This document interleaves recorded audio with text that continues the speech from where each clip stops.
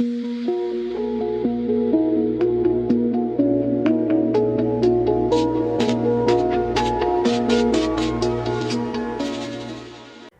ಶಾಂತಿ. ಮುರಳಿಯ ದಿನಾಂಕ 18/1/2024. ಪ್ರಾತಃ ಮುರಳಿ. ಬಾಬ್ದಾದ ಮಧುಬನ. ಪಿತಾಶ್ರೀ ಬ್ರಹ್ಮ ಬಾಬಾರವರ ಪುಣ್ಯ ಸ್ಮೃತಿಯ ದಿನದಂದು ಕೇಳಲು ಬಾಬ್ದಾದರವರ ವಿಶೇಷ ಮಧುರ ಮಹಾವಾಕ್ಯಗಳು. ತಂದೆ ತಿಳಿಸ್ತಾರೆ, ಮಧುರ ಮಕ್ಕಳೇ, ತಂದೆಯ ಹೃದಯದಲ್ಲಿ ಮಕ್ಕಳನ್ನು ಸದಾ ಸುಖಿಗಳನ್ನಾಗಿ ಮಾಡುವ ಫಸ್ಟ್ ಕ್ಲಾಸ್ ಆಸೆ ಇರುತ್ತದೆ. ತಂದೆ ಇದೇ ಬಯಸುತ್ತಾರೆ, ನನ್ನ ಮಕ್ಕಳು ಯೋಗ್ಯರಾಗಿ ಸ್ವರ್ಗದ ಮಾಲೀಕರಾಗಬೇಕು ಎಂದು. ಓಂ ಶಾಂತಿ. ಮಕ್ಕಳು ತಿಳಿದುಕೊಂಡಿದ್ದೀರಾ, ಈಗ ಭಗವಂತ ಸನ್ಮುಖದಲ್ಲಿ ಕುಳಿತು ನಮಗೆ ಜ್ಞಾನದ ಗೀತೆಯನ್ನು ತಿಳಿಸುತ್ತಿದ್ದಾರೆ ಅಥವಾ ಜ್ಞಾನದ ನೃತ್ಯ ಮಾಡಿಸುತ್ತಾರೆ. ಈ ಜ್ಞಾನದ ನೃತ್ಯದಿಂದ ತಾವು ದೇವತೆಗಳ ಸಮಾನ ಸದಾ ಸುಖಿಗಳು ಮತ್ತು ಹರ್ಷಿತರಾಗುತ್ತೀರಾ. ಭಗವಂತನನ್ನೇ ಬೇಹದ್ದಿನ ತಂದೆ ಅಥವಾ ವಿಶ್ವರಚಯಿತ ಎಂದು ಹೇಳಲಾಗುವುದು. ಆತ್ಮ ತಿಳಿದುಕೊಳ್ಳುತ್ತದೆ, ಬಾಬಾರವರು ನಮಗಾಗಿ ಸ್ವರ್ಗದ ಉಡುಗೊರೆಯನ್ನು ತಂದಿದ್ದಾರೆ. ತಂದೆ ಬೇಹದ್ದಿನ ಮಾಲೀಕ ಆಗಿದ್ದಾರೆ. ಅವಶ್ಯವಾಗಿ ಬೇಹದ್ದಿನ ವಿಶ್ವ ಅಥವಾ ಮನೆಯನ್ನು ಮಾಡುತ್ತಾರೆ, ಅದು ಸ್ವರ್ಗವಾಗಿದೆ. ಈ ರೀತಿ ತಂದೆಗೆ ಮಕ್ಕಳು ಎಷ್ಟು ಧನ್ಯವಾದಗಳನ್ನು ಹೇಳಬೇಕು. ವಿಶ್ವದ ರಚಯಿತ ತಂದೆ ಡೈರೆಕ್ಟಾಗಿ ತಿಳಿಸುತ್ತಿದ್ದಾರೆ, ನಾನು ನಿಮ್ಮನ್ನು ವಿಶ್ವದ ಮಾಲೀಕರನ್ನಾಗಿ ಮಾಡಲು ಬಂದಿದ್ದೇನೆ. ಅಂದಾಗ ನಿಮ್ಮ ಸ್ವಭಾವ ಬಹಳ ಫಸ್ಟ್ ಕ್ಲಾಸ್ ಆಗಿರಬೇಕು. ನಿಮ್ಮ ನಡತೆ ಈ ರೀತಿ ಇರಬೇಕು. ಅದನ್ನು ಎಲ್ಲರೂ ನೋಡಿ ದೇವತೆಗಳ ಸಮಾನ ಇವರಿದ್ದಾರೆಂದು ಹೇಳಬೇಕು. ದೇವತೆಗಳು ಪ್ರಸಿದ್ಧರಾಗಿದ್ದಾರೆ. ಹೇಳ್ತಾರೆ, ಇವರ ಸ್ವಭಾವ ದೇವತೆಗಳ ಸಮಾನವಿದೆ ಎಂದು. ಮಧುರ ಶಾಂತ ಸ್ವಭಾವದವರಾಗಿದ್ದಾರೆ. ಇಂತಹ ಮಕ್ಕಳನ್ನು ನೋಡಿ ತಂದೆಯೂ ಸಹ ಖುಷಿ ಪಡುತ್ತಾರೆ. ಬಾಬಾರವರು ಸ್ವರ್ಗದ ಮಾಲೀಕರನ್ನಾಗಿ ಮಾಡಲು ಬರುತ್ತಾರೆಂದರೆ ನೀವು ಎಷ್ಟು ಸಹಯೋಗಿಗಳಾಗಬೇಕು. ಸರ್ವಿಸ್ನಲ್ಲಿ ಸ್ವತಃವಾಗಿ ತತ್ಪರರಾಗಬೇಕು. ಈ ರೀತಿಯೆಲ್ಲ ನಾನು ಸುಸ್ತಾಗಿದ್ದೇನೆ, ನನಗೆ ಸಮಯವಿಲ್ಲ. ಸಮಯದಲ್ಲಿ ಎಲ್ಲ ಕೆಲಸ ಮಾಡುವುದರಲ್ಲಿ ಅಂದರೆ ಯಾವ ಸಮಯಕ್ಕೆ ಏನು ಮಾಡಬೇಕು ಆ ಸಮಯಕ್ಕೆ ಎಲ್ಲ ಸೇವೆಗಳನ್ನು ಮಾಡುವುದರಲ್ಲಿ ಕಲ್ಯಾಣವಿದೆ. ಯಜ್ಞ ಸರ್ವಿಸ್ನ ಫಲ ಶಿವ ತಂದೆ ಕೊಡುತ್ತಾರೆ. ಬಾಬಾರವರು ಮಕ್ಕಳ ದೈವಿ ನಡತೆಯನ್ನು ನೋಡುತ್ತಾರೆ ಅಂದಾಗ ಬಲಿಹಾರಿ ಆಗುತ್ತಾರೆ. ತಂದೆ ಹೇಳ್ತಾರೆ, ತಾವು ಮಕ್ಕಳು ಈ ವಿದ್ಯಾಭ್ಯಾಸದಿಂದ ಎಷ್ಟು ಶ್ರೇಷ್ಠ ಸಂಪಾದನೆ ಮಾಡಿಕೊಳ್ಳುತ್ತಿದ್ದೀರಾ. ತಾವು ಪದಮ ಪದಂಪತಿಯಾಗುತ್ತೀರಾ. ಬಾಬಾರವರು ನಿಮ್ಮನ್ನು ಎಷ್ಟು ಧನವಂತರನ್ನಾಗಿ ಮಾಡುತ್ತಾರೆ. ತಂದೆ ತಮ್ಮನ್ನು ಅಕೂಟ ಖಜಾನೆಗಳಿಂದ ಈ ರೀತಿ ತೂಕ ಮಾಡುತ್ತಾರೆ. ಅದು 21 ಜನ್ಮಗಳಿಗಾಗಿ ಜೊತೆ ಜೊತೆಯಲ್ಲೇ ಇರುವುದು. ಅಲ್ಲಿ ದುಃಖದ ಹೆಸರೇ ಇರುವುದಿಲ್ಲ. ಎಂದಿಗೂ ಅಕಾಲ ಮೃತ್ಯು ಇರುವುದಿಲ್ಲ. ಮೃತ್ಯುವಿಗಾಗಿ ಹೆದರುವುದಿಲ್ಲ. ಇಲ್ಲಿ ಎಷ್ಟು ಭಯ ಪಡುತ್ತಾರೆ, ಅಳುತ್ತಾರೆ. ನಿಮಗಂತೂ ಖುಷಿ ಇದೆ. ಈ ಹಳೆಯ ಶರೀರವನ್ನು ಬಿಟ್ಟು ಹೋಗಿ ಹೊಸ ಪ್ರಪಂಚದಲ್ಲಿ ರಾಜಕುಮಾರರಾಗುತ್ತೇವೆ. ತಾವು ಈ ಹಳೆಯ ಪ್ರಪಂಚದ ಜೊತೆ ಮಮತ್ವವನ್ನು ತೆಗೆದು ಹಾಕಿರಿ. ಈ ದೇಹವನ್ನು ಸಹ ಮರೆಯಬೇಕು. ನಾವು ಆತ್ಮರು ಸ್ವತಂತ್ರರಾಗಿದ್ದೇವೆ. ಕೇವಲ ಒಬ್ಬ ತಂದೆಯ ವಿನಃ ಮತ್ತಾರ ನೆನಪು ಬರಬಾರದು. ಬದುಕಿದ್ದರೂ ಸಹ ಸತ್ತ ಸ್ಥಿತಿಯಲ್ಲಿ ಇರಬೇಕು. ಈ ಪ್ರಪಂಚದಿಂದ ಸತ್ತು ಬಿಡಿ. ಹೇಳ್ತಾರಲ್ವಾ, ನೀವು ಸತ್ತರೆ ನಿಮ್ಮ ಪಾಲಿಗೆ ಪ್ರಪಂಚವೇ ಸತ್ತ ಹಾಗೆ. ಶರೀರದ ಭಾನವನ್ನು ತೆಗೆದು ಹಾಕಿರಿ. ಏಕಾಂತದಲ್ಲಿ ಕುಳಿತು ಈ ಅಭ್ಯಾಸವನ್ನು ಮಾಡಬೇಕು. ಬಾಬಾ, ಕೇವಲ ನಾವು ನಿಮ್ಮ ಮಡಿಲಿನಲ್ಲಿ ಬಂದಿದ್ದೇವೆ. ಒಬ್ಬರ ನೆನಪಿನಲ್ಲಿ ಶರೀರದ ಅಂತ್ಯವಾಗಬೇಕು. ಇದಕ್ಕೆ ಹೇಳಲಾಗುವುದು ಏಕಾಂತ ಎಂದು. ತಂದೆ ಹೇಳ್ತಾರೆ, ಮಧುರ ಮಕ್ಕಳೇ, ತಾವು ತಿಳಿದುಕೊಂಡಿದ್ದೀರಾ, ಇಂತಹ ಶ್ರೇಷ್ಠ ವಿದ್ಯಾಭ್ಯಾಸವನ್ನು ಓದಿಸುವವರು ಯಾರಾಗಿದ್ದಾರೆ. ಈ ಚೈತನ್ಯ ಡಬ್ಬಿಯಲ್ಲಿ ಚೈತನ್ಯ ವಜ್ರ ಕೊಡುತ್ತಿದೆ. ಅವರೇ ಸಚ್ಚಿದಾನಂದ ಸ್ವರೂಪರಾಗಿದ್ದಾರೆ ಶಿವ ತಂದೆ. ಸತ್ಯ ತಂದೆ ತಮಗೆ ಸತ್ಯ ಸತ್ಯ ಶ್ರೇಷ್ಠ ಮತವನ್ನು ಕೊಡುತ್ತಾರೆ. ತಂದೆಯವರಾಗಿದ್ದಾರೆ ಅಂದಾಗ ಹೆಜ್ಜೆ ಹೆಜ್ಜೆಯಲ್ಲಿಯೂ ಶ್ರೀಮತದಂತೆ ನಡೆಯಬೇಕು. ಸುಮ್ಮನೆ ಶಾಂತವಾಗಿ ಇರಬೇಕು ಮತ್ತು ಓದಬೇಕು. ಒಬ್ಬ ತಂದೆಯನ್ನು ನೆನಪು ಮಾಡಿರಿ. ಗಳಿಗೆ ಗಳಿಗೆಗೂ ಈ ಬ್ಯಾಡ್ಜನ್ನು ನೋಡುತ್ತಿರಬೇಕು. ಆಗ ತಂದೆ ಮತ್ತು ಆಸ್ತಿಯ ನೆನಪಾಗುವುದು. ನೆನಪಿನಿಂದಲೇ ತಾವು ಇಡೀ ವಿಶ್ವಕ್ಕೆ ಶಾಂತಿಯ ದಾನ ಕೊಡುತ್ತೀರಾ. ಪ್ರತಿಯೊಬ್ಬ ಮಗು ತಮ್ಮ ಪ್ರಜೆಗಳನ್ನು ತಯಾರು ಮಾಡಿಕೊಳ್ಳಬೇಕು. ವಾರಸುದಾರರನ್ನು ತಯಾರು ಮಾಡಬೇಕು. ಮುರುಳಿಯನ್ನು ಯಾರೂ ಸಹ ತಪ್ಪಿಸಬಾರದು. ಬಾಬಾರವರು ಬಹಳ ಪ್ರೀತಿಯಿಂದ ತಿಳಿಸುತ್ತಾರೆ, ಮಧುರ ಮಕ್ಕಳೇ, ತಮ್ಮ ಮೇಲೆ ದಯೆ ತೋರಿಸಿಕೊಳ್ಳಿ. ಯಾವುದೇ ಆಜ್ಞೆಯನ್ನು ಉಲ್ಲಂಘನೆ ಮಾಡಬೇಡಿ, ಅವಾಜ್ಞೆ ಮಾಡಬೇಡಿ. ಯಾರು ಸುಗಂಧ ಭರಿತ ಹೂಗಳಾಗಿದ್ದಾರೆ ಅವರು ಸೆಳೆಯುತ್ತಾರೆ. ಯಾರು ಹೇಗಿದ್ದೀರಾ ಹಾಗೆ ಸರ್ಚ್ ಲೈಟ್ ತೆಗೆದುಕೊಳ್ಳುವ ಪ್ರಯತ್ನ ಪಡುತ್ತೀರಾ. ಸುಗಂಧ ಭರಿತ ಗುಣವಂತ ಮಕ್ಕಳನ್ನು ನೋಡಿ ಪ್ರೀತಿಯಲ್ಲಿ ಖುಷಿಯಲ್ಲಿ ಕಣ್ಣುಗಳು ನೆಂದು ಹೋಗುತ್ತವೆ. ಏನಾದರೂ ಕಷ್ಟವಾದರೆ ಬಾಬಾರವರು ಸರ್ಚ್ ಲೈಟ್ ಕೊಡುತ್ತಾರೆ ಅಂತಹ ಮಕ್ಕಳಿಗೆ. ಬಾಬಾ ತಿಳಿಸುತ್ತಾರೆ, ಮಧುರ ಮಕ್ಕಳೇ, ತಾವು ಈ ಹಳೆಯ ಪ್ರಪಂಚದಲ್ಲಿ ಯಾವುದೇ ಆಸೆಯನ್ನು ಇಟ್ಟುಕೊಳ್ಳಬೇಡಿ. ನೀವಂತೂ ಒಂದೇ ಶ್ರೇಷ್ಠ ಆಸೆಯನ್ನು ಇಟ್ಟುಕೊಳ್ಳಬೇಕು. ನಾವಂತೂ ಸುಖಧಾಮಕ್ಕೆ ಹೋಗುತ್ತೇವೆ. ಎಲ್ಲಿಯೂ ನಿಲ್ಲಬಾರದು, ನೋಡಬಾರದು, ಮುಂದುವರಿಯುತ್ತಾ ಇರಬೇಕು. ಒಂದೇ ಕಡೆ ನೋಡುತ್ತಿರಬೇಕು. ಆಗಲೇ ಅಚಲ ಅಡೋಲ ಸ್ಥಿರ ಸ್ಥಿತಿ ತಯಾರಾಗುವುದು. ಈಗ ಪ್ರಪಂಚ ಸಮಾಪ್ತಿಯಾಗಲಿದೆ. ಇದರದು ಬಹಳ ಗಂಭೀರ ಸ್ಥಿತಿ ಇದೆ. ಈ ಸಮಯದಲ್ಲಿ ಎಲ್ಲದಕ್ಕಿಂತ ಹೆಚ್ಚು ಕೋಪ ಪ್ರಕೃತಿಗೆ ಬರುತ್ತದೆ. ಅದಕ್ಕಾಗಿ ಎಲ್ಲವನ್ನ ಸಮಾಪ್ತಿ ಮಾಡುತ್ತದೆ. ತಾವು ತಿಳಿದುಕೊಂಡಿದ್ದೀರಾ, ಈ ಪ್ರಕೃತಿ ಈಗ ತನ್ನ ಕೋಪವನ್ನು ಜೋರಾಗಿ ತೋರಿಸುತ್ತದೆ. ಇಡೀ ಹಳೆಯ ಪ್ರಪಂಚವನ್ನು ಮುಳುಗಿಸುತ್ತದೆ. ಭೂಕಂಪದಲ್ಲಿ ಮನೆಗಳು ಎಲ್ಲ ಬಿದ್ದು ಹೋಗುತ್ತವೆ. ಅನೇಕ ಪ್ರಕಾರದ ಮೃತ್ಯುವಾಗುವುದು. ಇದೆಲ್ಲವೂ ಡ್ರಾಮಾದ ಪ್ಲ್ಯಾನ್ ಮಾಡಲ್ಪಟ್ಟಿದೆ. ಇದರಲ್ಲಿ ಯಾರದೂ ದೋಷವಿಲ್ಲ. ವಿನಾಶವಂತೂ ಆಗಲೇಬೇಕಾಗಿದೆ. ಇದಕ್ಕಾಗಿ ಇದರಿಂದ ಬುದ್ಧಿಯೋಗ ಜೋಡಿಸಬಾರದು, ತೆಗೆಯಬೇಕು. ತಾವಂತೂ ತಮ್ಮ ಎಲ್ಲವನ್ನ ಬಾಬಾರವರಿಗೆ ವಿಲ್ ಮಾಡಿದ್ದೀರಾ. ಅದಕ್ಕಾಗಿ ತಮಗೆ ಯಾವುದೇ ಪ್ರಕಾರದ ಚಿಂತೆ ಇಲ್ಲ. ತಮ್ಮದೆಲ್ಲವೂ ಸಫಲವಾಗುತ್ತಿದೆ. ತಾವೀಗ ಹೇಳುತ್ತೀರಾ, ವಾಹ ಸದ್ಗುರು ವಾಹ. ಯಾರು ನಮಗೆ ಈ ದಾರಿಯನ್ನು ತೋರಿಸಿದರು ಅವರಿಗಾಗಿ ಹೇಳ್ತೇವೆ ವಾಹ ಬಾಬಾ ವಾಹ್ ಎಂದು. ವಾಹ ಅದೃಷ್ಟ ವಾಹ, ವಾಹ ಡ್ರಾಮ ವಾಹ. ನಿಮ್ಮ ಹೃದಯದಿಂದ ಬರುತ್ತದೆ ಧನ್ಯವಾದಗಳು ಬಾಬಾ. ನಿಮಗೆ ಧನ್ಯವಾದಗಳು. ನಮ್ಮ 2 ಇಡಿ ಅಕ್ಕಿಯನ್ನು ತೆಗೆದುಕೊಂಡು ನಮ್ಮನ್ನು ಸುರಕ್ಷಿತವಾಗಿ ಭವಿಷ್ಯದಲ್ಲಿ 100 ಪಟ್ಟು ರಿಟರ್ನ್ ಕೊಡುತ್ತೀರಾ. ನಮ್ಮ 2 ಇಡಿ ಅಕ್ಕಿಯನ್ನು ತೆಗೆದುಕೊಂಡು ಭವಿಷ್ಯದಲ್ಲಿ 21 ಜನ್ಮಗಳಿಗಾಗಿ 100 ಪಟ್ಟು ರಿಟರ್ನ್ ಕೊಡುತ್ತೀರಾ ಬಾಬಾ. ನಿಮಗೆ ಧನ್ಯವಾದಗಳು. ಆದರೆ ಇದರಲ್ಲಿಯೂ ಸಹ ಮಕ್ಕಳಿಗೆ ಬಹಳ ವಿಶಾಲ ಬುದ್ಧಿ ಇರಬೇಕು. ಮಕ್ಕಳಿಗೆ ಅಪಾರವಾದ ಜ್ಞಾನಧನದ ಖಜಾನೆ ಸಿಗುತ್ತಿರುತ್ತೆ ಅಂದಾಗ ಅಪಾರ ಖುಷಿ ಇರಬೇಕು ಅಲ್ವಾ. ಎಷ್ಟು ಹೃದಯ ಶುದ್ಧವಾಗಿರುತ್ತದೆ ಅಷ್ಟು ಬೇರೆಯವರನ್ನು ಶುದ್ಧರನ್ನಾಗಿ ಮಾಡುತ್ತೀರಾ. ಯೋಗದ ಸ್ಥಿತಿಯಿಂದಲೇ ಹೃದಯ ಶುದ್ಧವಾಗುವುದು. ತಾವು ಮಕ್ಕಳಿಗೆ ತಾವು ಯೋಗಿಗಳಾಗಿದ್ದು ಅನ್ಯರನ್ನ ಯೋಗಿಗಳನ್ನಾಗಿ ಮಾಡುವ ಆಸಕ್ತಿ ಇರಬೇಕು.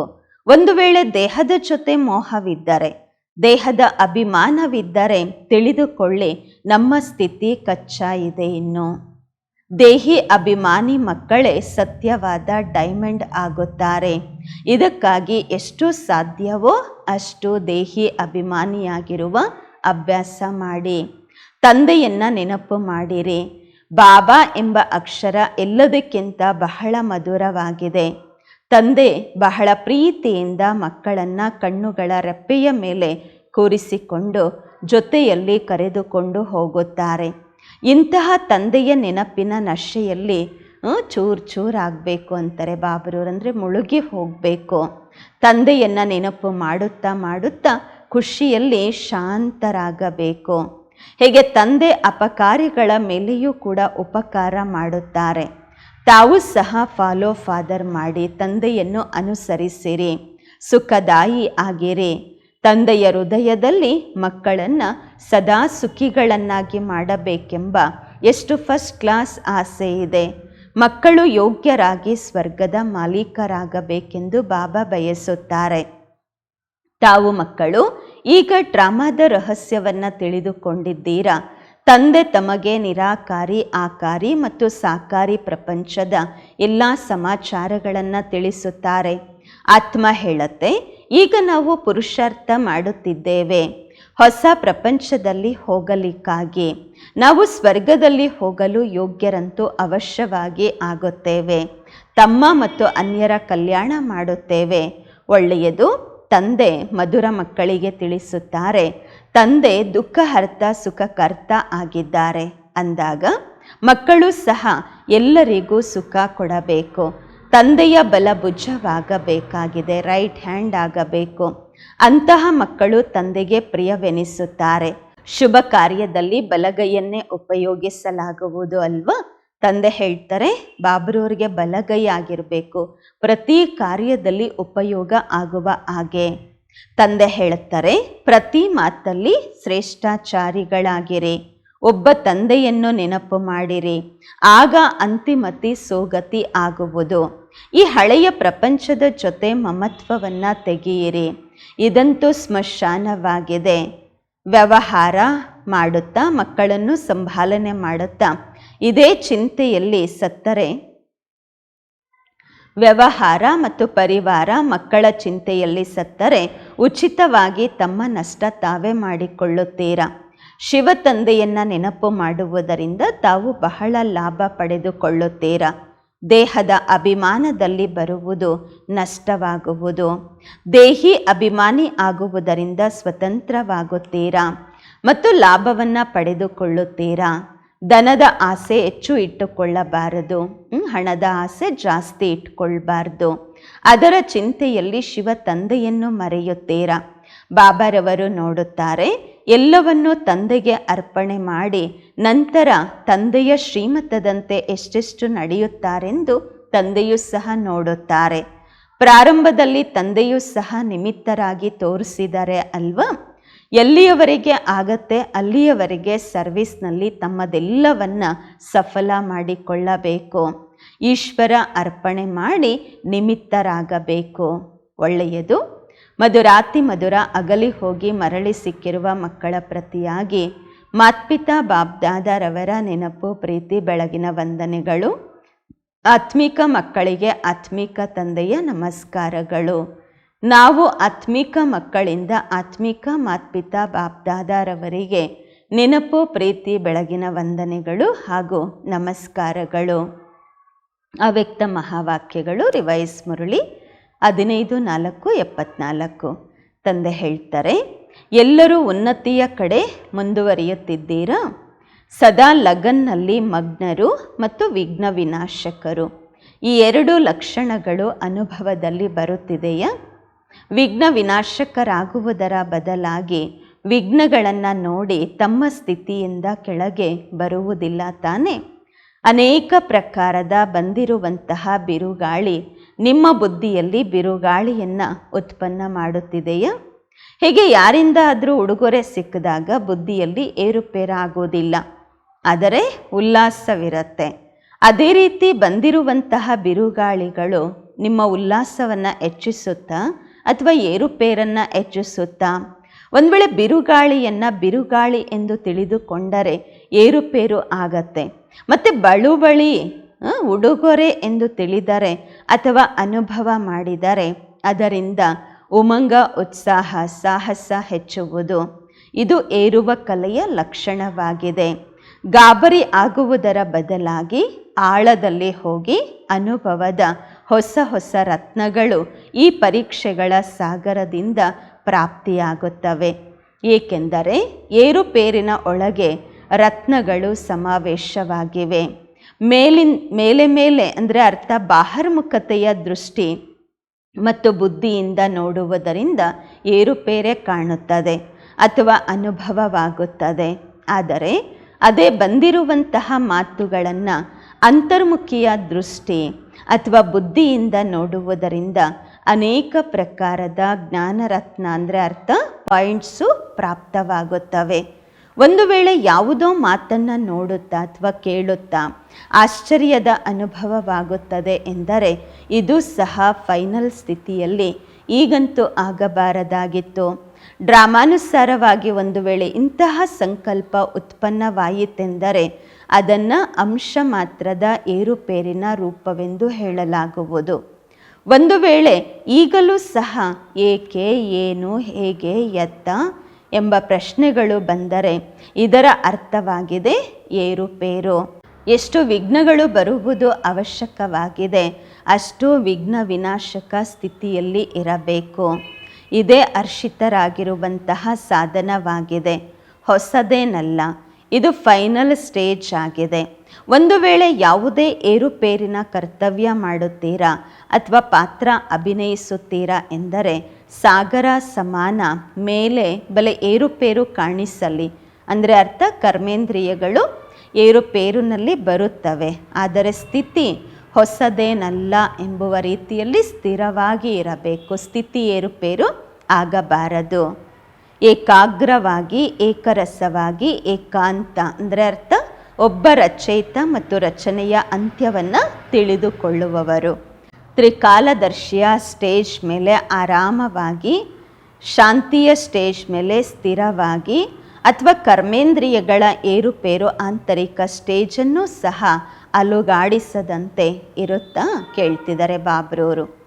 ಆರಾಮವಾಗಿ ಇರುತ್ತಾ ಆ ಸ್ಥಿತಿ ತಯಾರಾಗಿದೆಯಾ ಅಥವಾ ಏರುಪೇರಾಗತ್ತಾ? ಯಾವಾಗ ಸ್ಥೂಲ ಸಾಗರ ಎರಡೂ ರೂಪವನ್ನು ತೋರಿಸುತ್ತದೆ ಅಂದಾಗ ಮಾಸ್ಟರ್ ಜ್ಞಾನ ಸಾಗರರು ಇಂತಹ ರೂಪವನ್ನು ತೋರಿಸಲು ಸಾಧ್ಯವಿಲ್ಲವೇ?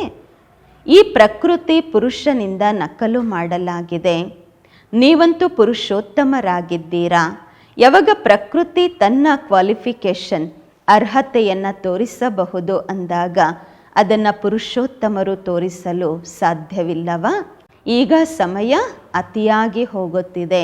ಎಲ್ಲ ಕಡೆ ಅತಿ ಕಾಣ್ತಾ ಇದೆ, ಎಲ್ಲ ಅತಿ ಆಗ್ತಾ ಇದೆ. ಅಂತಿಮದ ಲಕ್ಷಣ ಅತಿಯಲ್ಲಿ ಹೋಗುವುದಾಗಿದೆ. ಹೇಗೆ ಪ್ರಕೃತಿ ಸಮಾಪ್ತಿಯ ಕಡೆಗೆ ಅತಿಯಾಗಿ ಹೋಗುತ್ತಿದೆ, ಹಾಗೆಯೇ ಸಂಪನ್ನರಾಗುವಂತಹ ಆತ್ಮರ ಮುಂದೆ ಈಗ ಪರೀಕ್ಷೆಗಳು ಅಥವಾ ವಿಘ್ನಗಳು ಸಹ ಅತೀಯ ರೂಪದಲ್ಲಿ ಬರುತ್ತವೆ. ಅದಕ್ಕಾಗಿ ಆಶ್ಚರ್ಯ ಪಡಬೇಡಿ. ಮೊದಲು ಇದು ಇರಲಿಲ್ಲ, ಈಗ ಏಕೆ ಬಂತು ಈ ಪರಿಸ್ಥಿತಿ, ಈ ವಿಘ್ನ, ಈ ರೀತಿ ಆಶ್ಚರ್ಯ ಪಡಬಾರದು. ಫೈನಲ್ ಪೇಪರ್ನಲ್ಲಿ ಆಶ್ಚರ್ಯಜನಕ ಮಾತುಗಳು ಪ್ರಶ್ನೆಗಳ ರೂಪದಲ್ಲಿ ಬರುತ್ತವೆ. ಆಗಲೇ ಪಾಸ್ ಮತ್ತು ಫೇಲ್ ಆಗುತ್ತೀರಾ. ಇಂತಿಂತಹ ಮಾತುಗಳು ಬರುತ್ತವೆ. ಬೇಡವೆಂದರೂ ಸಹ ಬುದ್ಧಿಯಲ್ಲಿ ಪ್ರಶ್ನೆಗಳ ಉತ್ಪನ್ನವಾಗುತ್ತದೆ. ಇದೇ ಪೇಪರ್ ಆಗಿದೆ. ಮತ್ತು 1 ಸೆಕೆಂಡಿನ ಪೇಪರ್ ಆಗಿದೆ. ಏಕೆ ಎಂಬುವ ಸಂಕಲ್ಪ ಚಂದ್ರವಂಶೀಯ ಕ್ಯೂನಲ್ಲಿ ನಿಲ್ಲಿಸುತ್ತದೆ. ಅದಕ್ಕಾಗಿ ಏಕರಸ ಸ್ಥಿತಿಯಲ್ಲಿ ಸ್ಥಿತರಾಗುವ ಅಭ್ಯಾಸ ನಿರಂತರವಾಗಿರಬೇಕು. ಸಮಸ್ಯೆಗಳ ಸೀಟನ್ನು ಸಂಭಾಲನೆ ಮಾಡಲು ತೊಡಗಬೇಡಿ, ಆದರೆ ಸೀಟಲ್ಲಿ ಕುಳಿತು ಸಮಸ್ಯೆಗಳನ್ನು ಎದುರಿಸಿರಿ. ಇಲ್ಲಿಯವರೆಗೆ ಸಮಸ್ಯೆಗಳು ಸೀಟಿನ ನೆನಪನ್ನು ತರಿಸುತ್ತಿದೆ. ವಿಘ್ನಗಳು ಬರುತ್ತವೆ ಅಂದಾಗ ವಿಶೇಷವಾಗಿ ಯೋಗವನ್ನು ಮಾಡುತ್ತೀರಾ ಮತ್ತು ಬಟ್ಟಿ ಮಾಡುತ್ತೀರಾ. ಇದರಿಂದ ಸಿದ್ಧವಾಗುತ್ತದೆ ಶತ್ರುವೇ ಶಸ್ತ್ರದ ಸ್ಮೃತಿಯನ್ನು ತರಿಸುತ್ತಾರೆ ಎಂದು. ಆದರೆ ಸ್ವತಃ ಮತ್ತು ಸದಾ ಕಾಲಕ್ಕಾಗಿ ಸ್ಮೃತಿಯಲ್ಲಿ ಇರುವುದಿಲ್ಲ. ನಿರಂತರ ಯೋಗಿಯಾಗಿದ್ದೀರಾ ಅಥವಾ ಅಂತರ ಇರುವಂತಹ ಯೋಗಿಗಳಾಗಿದ್ದೀರಾ? ಟೈಟಿಲ್ ಆಗಿದೆ ನಿರಂತರ ಯೋಗಿ ಎಂದು, ಇದೆ ಅಲ್ವಾ? ಶತ್ರುಗಳು ಬರಲೇಬಾರದು, ಸಮಸ್ಯೆಗಳನ್ನು ಎದುರಿಸಲೇಬಾರದು, ಶೂಲದಿಂದ ಮುಳ್ಳಾಗಬೇಕು. ಇದು ಸಹ ಫೈನಲ್ ಸ್ಟೇಜ್ ಅಲ್ಲ. ಶೂಲದಿಂದ ಮುಳ್ಳಾಗುವುದರ ಬದಲಾಗಿ ಮುಳ್ಳುಗಳನ್ನು ಯೋಗ ಅಗ್ನಿಯಿಂದಲೇ ದೂರದಿಂದಲೇ ಭಸ್ಮ ಮಾಡಿರಿ. ಮುಳ್ಳು ಚುಚ್ಚಿದ ನಂತರ ಅದನ್ನು ತೆಗೆಯುವುದು ಇದು ಫೈನಲ್ ಸ್ಟೇಜ್ ಅಲ್ಲ. ಮುಳ್ಳನ್ನು ತಮ್ಮ ಸಂಪೂರ್ಣ ಸ್ಥಿತಿಯಿಂದ ಸಮಾಪ್ತಿ ಮಾಡಿರಿ. ಇದು ಫೈನಲ್ ಸ್ಟೇಜ್ ಆಗಿದೆ. ಇಂತಹ ಲಕ್ಷ್ಯವನ್ನು ಇಟ್ಟುಕೊಳ್ಳುತ್ತಾ ತಮ್ಮ ಸ್ಥಿತಿಯನ್ನು ಮುಂದೆ ಏರುವ ಕಲೆಯ ಕಡೆಗೆ ಮುಂದುವರೆಸುತ್ತಾ ಹೋಗಿರಿ. ದೊಡ್ಡ ಮಾತನ್ನು ಚಿಕ್ಕದನ್ನಾಗಿ ಅನುಭವ ಮಾಡುವುದು. ಈ ಸ್ಥಿತಿಯವರೆಗೆ ನಂಬರ್ ವಾರ್ ಯಥಾಶಕ್ತಿ ತಲುಪಿದ್ದೀರಾ. ಈಗ ಅಂಶ ಮತ್ತು ವಂಶವೂ ಸಹ ಸಮಾಪ್ತಿಯಾಗಬೇಕು. ಅಲ್ಲಿಯವರೆಗೆ ತಲುಪಬೇಕು. ನೀವೆಲ್ಲರೂ ಸಹ ಸಾಹಸ, ಉಲ್ಲಾಸ ಮತ್ತು ಸರ್ವರ ಸಹಯೋಗಿಗಳಾಗಿ ಸದಾ ನಡೆಯುತ್ತಿದ್ದೀರಾ ಅಲ್ಲವೇ? ಕಲಿಯುಗದ ಪ್ರಪಂಚವನ್ನು ಸಮಾಪ್ತಿ ಮಾಡಲು ಅಥವಾ ಪರಿವರ್ತನೆ ಮಾಡಲು, ಮಾಯೆಗೆ ವಿದಾಯಿ ಕೊಡಲು ಸಂಘಟನೆ ಅಂದರೆ ಅರ್ಥ ಮುತ್ತುಗೆ ಹಾಕುತ್ತಿದ್ದೀರಾ ಅಲ್ವಾ? ಬಲಶಾಲಿಯಾಗಿರುವ ಮುತ್ತುಗೆ ಹಾಕಿದ್ದೀರಾ ಅಥವಾ ಮಧ್ಯ ಮಧ್ಯದಲ್ಲಿ ಯಾವುದೋ ಸಡಿಲಾಗಿ ಬಿಡುತ್ತೋ ಯಾವುದಾದ್ರೂ ಒಂದು ರೂಪದಲ್ಲಿ, ಅಥವಾ ಸುಸ್ತಾಗಿಬಿಡ್ತೀರಾ, ಅಥವಾ ನಡೀತಾ ನಡೀತಾ ನಿಂತು ಹೋಗ್ಬಿಡ್ತೀರಾ, ಮುಂದುವರಿಯೋದಿಲ್ಲ, ಆ ರೀತಿ ಆಗಿಬಿಡ್ತೀರಾ, ಹಿಂದೆ ಸರಿಯೋದಿಲ್ಲ ತಾನೆ? ಹೇಗಿದ್ದೀರೋ ಹಾಗೇ ಇರುವುದು. ಈ ಪಟ್ಟವನ್ನು ಪಕ್ಕ ಮಾಡಿಕೊಳ್ಳೋದಿಲ್ವ ಕೇಳ್ತಿದ್ದಾರೆ ಬಾಬರವರು. ಸಮಯದ ಪೆಟ್ಟು ತಿಂದಾಗ ನಡೆಯುತ್ತೇವೆ. ಈ ರೀತಿ ಯೋಚನೆ ಮಾಡಿ ಎಲ್ಲಿದ್ದೀರೋ ಅಲ್ಲಿಯೇ ನಿಂತು ಬಿಡೋದಿಲ್ಲ ತಾನೆ? ಯಾವುದೇ ಪ್ರಕಾರದ ಆಸರೆಗಾಗಿ ಕಾಯುತ್ತಾ ನಿಂತು ಬಿಟ್ಟಿಲ್ಲ ತಾನೆ? ಇಂತಹ ಸ್ಥಿತಿಯವರನ್ನು ಏನೆಂದು ಹೇಳಲಾಗುವುದು? ಇಂತಹ ಸ್ಟೇಜನ್ನು ಅಂಗದನ ಸಮಾನ ಸ್ಥಿತಿ ಎಂದು ತಿಳ್ಕೊಳ್ತೀರಾ? ಒಂದು ವೇಳೆ ಈ ರೀತಿ ನಿಂತು ಬಿಟ್ಟರೆ ಅಂತಿಮದಲ್ಲಿ ಬಂದಿರುವವರು ತೀವ್ರವಾಗಿ ಹೋಗುತ್ತಾರೆ. ಯಾವಾಗ ಬೆಟ್ಟದ ಮೇಲೆ ಹಿಮ ಬೀಳತ್ತೆ ಮತ್ತು ಹೆಪ್ಪುಗಟ್ಟುತ್ತೆ, ಆಗ ದಾರಿಗಳು ಮುಚ್ಚಿ ಹೋಗುತ್ತೆ, ನಿಂತು ಹೋಗುತ್ತೆ. ನಂತರ ಆ ಹಿಮವನ್ನು ಕರಗಿಸಲು ಅಥವಾ ಅದನ್ನು ತೆಗೆಯುವ ಪುರುಷಾರ್ಥ ಮಾಡುತ್ತಾರೆ. ಇಲ್ಲಿಯೂ ಸಹ ಒಂದು ವೇಳೆ ಹಿಮದ ಹಾಗೆ ಹೆಪ್ಪುಗಟ್ಟಿದರೆ ಇದರಿಂದ ಸಿದ್ಧವಾಗತ್ತೆ ಯೋಗದ ಅಗ್ನಿ ಕಡಿಮೆ ಇದೆ ಎಂದು. ಯೋಗ ಅಗ್ನಿಯನ್ನು ತೀವ್ರ ಮಾಡಿಕೊಳ್ಳಿ, ಆಗ ದಾರಿ ಸ್ಪಷ್ಟವಾಗುವುದು. ಸಾಹಸ ಮತ್ತು ಉಲ್ಲಾಸದ ಪಾಯಿಂಟ್ಸ್ ಏನೆಲ್ಲ ಸಿಕ್ಕಿದೆ ಅದು ಬುದ್ಧಿಯಲ್ಲಿ ನಡೀತಾ ಇರಬೇಕು, ಚಿಂತನೆ ಮಾಡುತ್ತಾ ಇರಬೇಕು, ಆಗ ದಾರಿ ಸ್ಪಷ್ಟವಾಗುವುದು. ಪುರುಷಾರ್ಥದ ಗತಿಯಲ್ಲಿ ಅಂಗದರಾಗಿದ್ದೀರಾ. ಮಾಯೆಯಿಂದ ಸೋಲುವಂತಹ ಅಂಗದರಾಗಬೇಡಿ, ಆದರೆ ವಿಜಯಿಗಳಾಗುವಂತಹ ಅಂಗದರಾಗಿರಿ. ಒಳ್ಳೆಯದು. ಶ್ರೇಷ್ಠಾತಿ ಶ್ರೇಷ್ಠ ತಂದೆಯ ಮೂಲಕ ಪಾಲನೆ ಪಡೆಯುವಂತಹ, ವಿಶ್ವದ ಪಾಲನೆಯನ್ನು ಮಾಡುವಂತಹ ವಿಷ್ಣು ಕುಲದ ಶ್ರೇಷ್ಠ ಆತ್ಮರು, ಪ್ರಕೃತಿಯನ್ನು ಪರಿವರ್ತನೆ ಮಾಡುವಂತಹ ಪುರುಷೋತ್ತಮ ಆತ್ಮರು, ವಿಶ್ವದ ಮುಂದೆ ಸಾಕ್ಷಾತ್ಕಾರ ಮೂರ್ತರಾಗಿ ಪ್ರಸಿದ್ಧವಾಗುವಂತಹ ಆತ್ಮರು, ಯೋಗಿ ಆತ್ಮಗಳ ಪ್ರತಿಯಾಗಿ ಬಾಪ್ ದಾದಾರವರ ನೆನಪು, ಪ್ರೀತಿ ಮತ್ತು ಬೆಳಗಿನ ವಂದನೆಗಳು. ನಾವು ಆತ್ಮಿಕ ಮಕ್ಕಳಿಂದ ಆತ್ಮಿಕ ಮಾತ್ಪಿತಾ ಬಾಪ್ ದಾದಾರವರಿಗೆ ನೆನಪು, ಪ್ರೀತಿ, ಬೆಳಗಿನ ವಂದನೆಗಳು ಹಾಗೂ ನಮಸ್ಕಾರಗಳು. ವರದಾನ: ಸೇವೆಯಲ್ಲಿರುತ್ತಾ ಸಂಪೂರ್ಣತೆಯ ಸಮೀಪತೆಯ ಅನುಭೂತಿ ಮಾಡುವಂತಹ ಬ್ರಹ್ಮ ಬಾಬಾರವರ ಸಮಾನ ಉದಾಹರಣಾ ಮೂರ್ತಿಗಳಾಗಿರಿ. ಹೇಗೆ ಬ್ರಹ್ಮ ಬಾಬಾ ಸೇವೆಯಲ್ಲಿರುತ್ತಾ ಸಮಾಚಾರಗಳನ್ನು ಕೇಳುತ್ತಾ ಏಕಾಂತವಾಸಿಯಾಗುತ್ತಿದ್ದರು. 1 ಗಂಟೆಯ ಸಮಾಚಾರವನ್ನು 5 ನಿಮಿಷಗಳಲ್ಲಿ ಸಾರ ರೂಪದಲ್ಲಿ ತಿಳಿದು ಮಕ್ಕಳನ್ನು ಖುಷಿಪಡಿಸಿ ತಮ್ಮ ಅಂತರ್ಮುಖಿ ಏಕಾಂತವಾಸಿ ಸ್ಥಿತಿಯ ಅನುಭವ ಮಾಡಿಸುತ್ತಿದ್ದರು. ಹಾಗೆಯೇ ತಂದೆಯನ್ನು ಅನುಸರಿಸಿರಿ.